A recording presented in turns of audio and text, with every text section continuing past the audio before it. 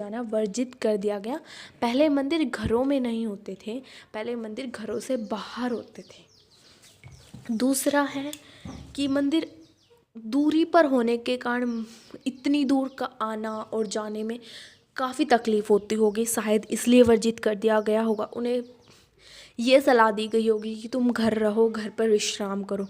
तीसरा हो सकता है कि मंदिरों में पहले सीढ़ी ज़्यादा होती थी, जो सीढ़ियाँ होती हैं। मंदिर गांव जितना स्थापित होता है ना, मतलब गांव जिस लेवल पे होता है, समुद्र के जिस लेवल पे होता है कंपैरिजन टू, उससे हाई लेवल पर, गांव की ऊंचाई से थोड़ी सी ज़्यादा ऊंचाई पर मंदिर को स्थापित किया जाता था। और उस ऊंचाई के लिए सीढ़ियाँ स्थापित की जाती थी, क्योंकि भगवान को या किसी भी चर्च गुरुद्वारा को उच्च स्थान देने के लिए, कि भगवान ऊंचाई पर बैठे हैं, इसलिए मंदिरों को ऊंचाई पर बनाया जाता था।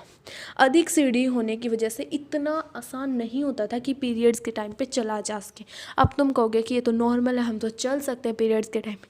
भाई आजकल मार्केट में ना सिर्फ पैड्स बल्कि बहुत सारी दवाइयाँ भी आ गई हैं, बहुत सारी सुविधाएं भी आ गई हैं, हमारे खान पान में भी बदलाव आया है। बहुत सारी फैसिलिटी है। छोटी छोटी प्रॉब्लम्स होने पर हम किसी से कंसल्ट कर सकते हैं। कोई है जिसको इसके बारे में पूर्णतः जानकारी है, चाहे डॉक्टर ही क्यों ना हो, पर कोई तो है जो हमें बता रहा है।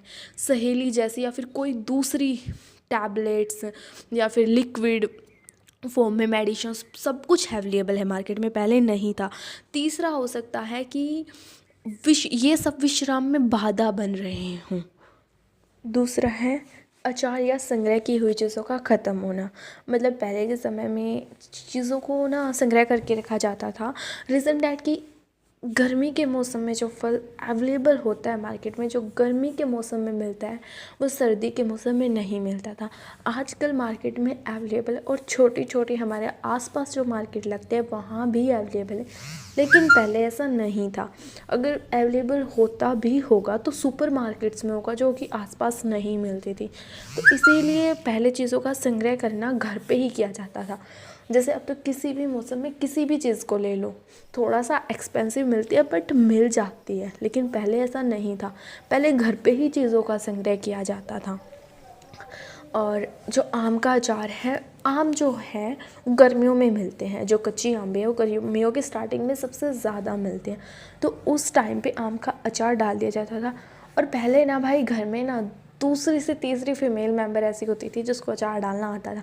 आजकल फीमेल्स को इतना अचार नहीं डालना आता, मतलब घर में बहुत कम ऐसे मेंबर्स होते हैं जो अचार डालते हैं। या फिर ये रीज़न भी है कि इसमें बहुत ज़्यादा मेहनत लगती है, तो लोगों को लगता है